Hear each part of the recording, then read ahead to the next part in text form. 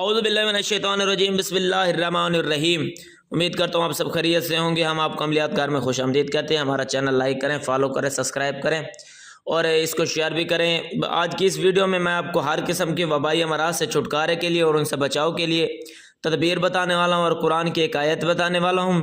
مثلا کے طور پر جیسے آپ کو بخار ہو جاتا ہے، ہیضہ ہو جاتا ہے، طاغوت وغیرہ کی بیماری ہو جاتی ہے یا نزلہ زکام وغیرہ ہو جاتا ہے، اس حوالے سے ایک آیت کریمہ ہے جو بہت ہی مجرب ہے۔ اس کے علاوہ ایک اور آیت کریمہ ہے جو کام جلدی ہو جائے۔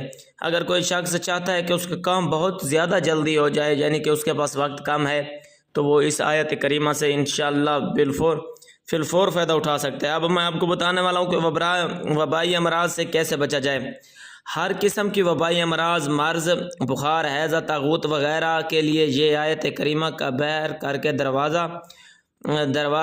کے دروازے اور مکان کی اندرونی دیوار پر لکھ کر لگانا بالخاص اس مکان کو وبا کی امراض سے بچائے گا اور وبا کے اثر کو زائل کر دے گا۔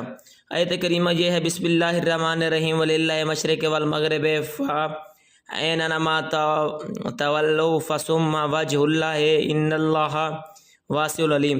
اس کو بھی میں سکرین پہ دے دوں گا۔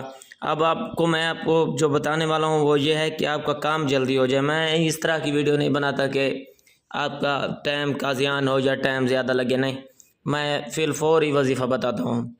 اگر کوئی شخص کسی کام کا جلد ہونا چاہتا ہو، کسی کام کو جلد کرنا چاہتا ہو، بظاہر اس کام کے جلدی ہونے کا اسباب مہیا نہ ہو، تو 3 جمعراتوں کو دن کو روزہ رکھے، رات کو عشاء کی نماز کے بعد 9000 مرتبہ اس آیت کو پڑھ لے، بس کام ہو جائے گا انشاءاللہ۔ آیت کریمہ یہ ہے، یا بدیع السماوات والارض واذا قضى امرا فانما يقول له کن فیکن، اول و آخر 11 مرتبہ درود پڑھ لے انشاءاللہ۔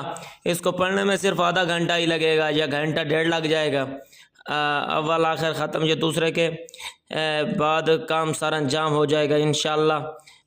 پہلے میں ہی کام انجام ہو جائے گا یا دوسرے میں، نہیں تو تیسرے ختم کے بعد انشاءاللہ پورا مقصود ہو جائے گا۔ مطلب کہ اس کا طریقہ کار یہ ہے کہ 1 جمعرات کو آپ نے روزہ رکھنا ہے اور عشاء کے بعد 9000 مرتبہ اس کو پڑھ لینا ہے، انشاءاللہ کام ہو جائے گا۔ اگر کام نہ ہو تو دوسری جمعرات کو اس طرح کرنا ہے اور تیسری جمعرات کو۔ ایسا ہو ہی نہیں سکتا کہ آپ کا کام نہ ہو۔ انشاءاللہ آپ ہم کو دعائیں دیں گے۔